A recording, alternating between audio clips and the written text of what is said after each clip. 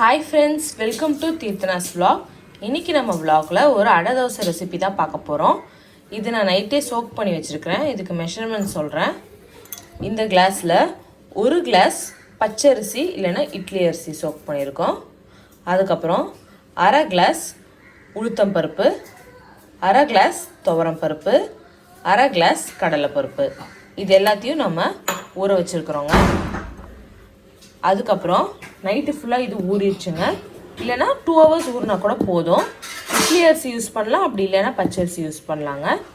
இப்போது சோக்கான ரைஸ், அதோட 1 ஸ்பூன் சோம்பு, 1 ஸ்பூன் சீரகம், அப்புறம் ஒரு 6 வரமிளகாய் ஆட் பண்ணியிருக்கோங்க. இப்போது இதை நல்லா ஃபைனாக பேஸ்ட்டாக அரைச்சிக்கலாம். பாருங்கள், இப்போ நம்ம இந்த பேட்டர் ரெடி பண்ணியாச்சு. இப்போது இதில் கொஞ்சம் கொத்தமல்லி, இந்த வெங்காயம், 1 ஸ்பூன் உப்பு, அப்புறம் கொஞ்சம் பெருங்காயம் சேர்த்து இந்த பேட்டரை மிக்ஸ் பண்ணிக்கலாம். இப்போ இந்த பேட்டரை நம்ம ஆனியன்லாம் ஆட் பண்ணி நல்லா மிக்ஸ் பண்ணிக்கலாம்.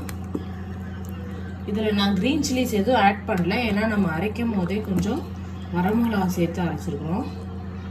வேணும்னா தண்ணி கொஞ்சம் ஆட் பண்ணிக்கலாம். இது திக்காக தான் இருக்குது, கொஞ்சம் தண்ணி ஆட் பண்ணிக்கலாம். இப்போது இதில் அவ்வளோதான், நம்ம அடை பேட்டர் ரெடி ஆயிடுச்சு. டெய்லி இட்லி தோசை சாப்பிட்றதுக்கு நடுவில் ஒரு நாள் அடை செய்யலாங்க, ரொம்ப நல்லாயிருக்கும். இப்போ கல் நல்லா காஞ்சிருச்சுங்க.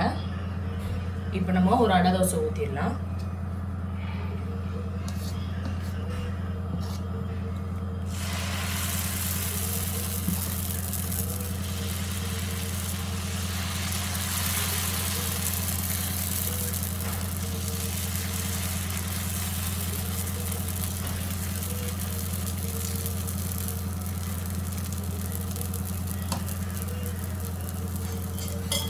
இப்போ கொஞ்சம் ஆயில் ஆட் பண்ணிக்கிறோம்.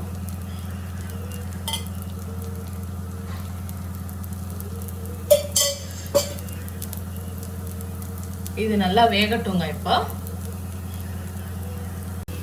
இப்போ இதை திருப்பி போட்டுக்கலாங்க.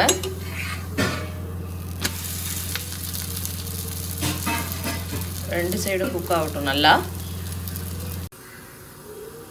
பாருங்க, இப்போ நம்ம திருப்ப போறோம். ரெண்டு சைடும் நல்லா வெந்துருச்சுங்க. இப்போ நம்ம தோசை எடுத்துடலாம்.